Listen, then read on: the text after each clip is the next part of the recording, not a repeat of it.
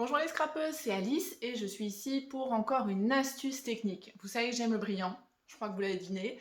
Donc là, c'est l'astuce numéro 3 pour rendre un papier brillant. Voilà, donner cet effet que j'ai réalisé sur cette carte. Allez, je pense que vous voyez les reflets quand ça brille. Allez, on voit tout de suite en action comment on réalise ça.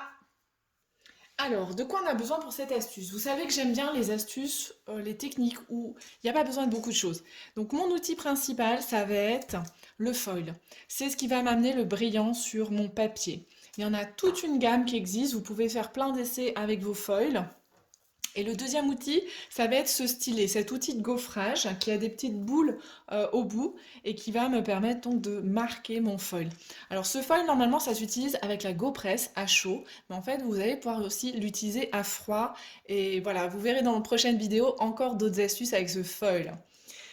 Voilà, et si vous n'avez pas cet outil-là, éventuellement, vous avez peut-être un outil de plioir qui pourra faire l'affaire, un petit peu moins précis, mais qui pourra vous faire l'affaire. On pourra utiliser la règle également.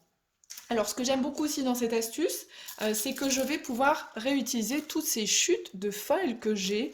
Là, j'ai une pochette entière de chutes. Eh bien, je vais les utiliser pour cette technique. Ça va fonctionner sur un papier clair, un papier foncé, et vous allez pouvoir vraiment vous amuser de plein de manières différentes. Alors, je prends le côté avec la petite boule la plus fine. Je prends ma chute. Allez, je vais faire sur le papier clair. Simplement, vous tenez bien votre papier foil et vous allez après vous amuser à faire tous les petits effets que vous voulez. Alors, j'aime bien l'effet un petit peu griffonné, qui est hop, assez naturel, assez rapide. Et voilà, tout de suite, vous allez pouvoir habiller votre papier, lui faire un effet papier imprimé, comme ça. Après, voilà, il n'y a pas que l'effet griffonné, à vous d'imaginer, ça peut être des tortillons qui vont faire aussi cet effet griffonné aléatoire. Ce qui peut fonctionner, hop, c'est des petites étoiles.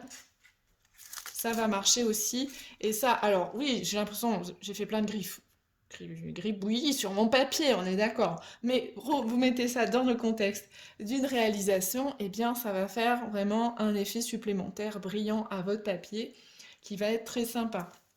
Voilà, du doré sur un papier plus foncé.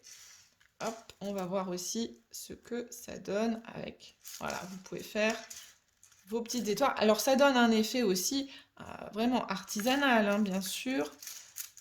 Et c'est ça qui est intéressant. Vous allez créer votre papier vous-même. Voilà, mon petit effet étoilé pour avoir ce brillant qui capte le regard, la lumière. Voici une autre création.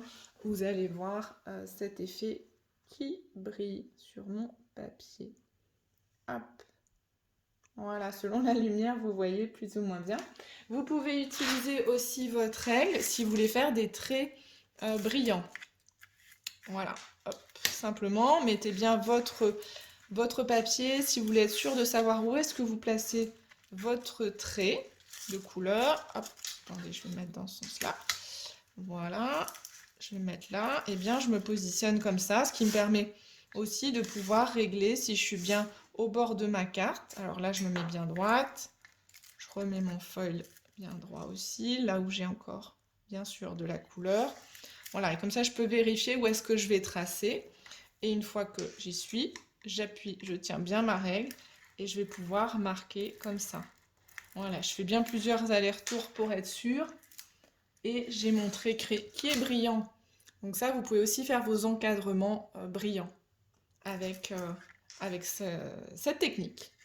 Voilà mesdames, moi je suis sûre que vous allez trouver plein d'idées pour pouvoir appliquer cette technique et utiliser cette petite astuce dans vos créations, comme ici sur mon cadre à main levée. Voilà, allez, c'est tout pour aujourd'hui. On se retrouve dans une prochaine vidéo. N'hésitez pas à m'envoyer vos créations à mon adresse arou@azaworld.com. Vous pouvez m'écrire, ça sera avec plaisir que je verrai tout ce que vous créez. À bientôt!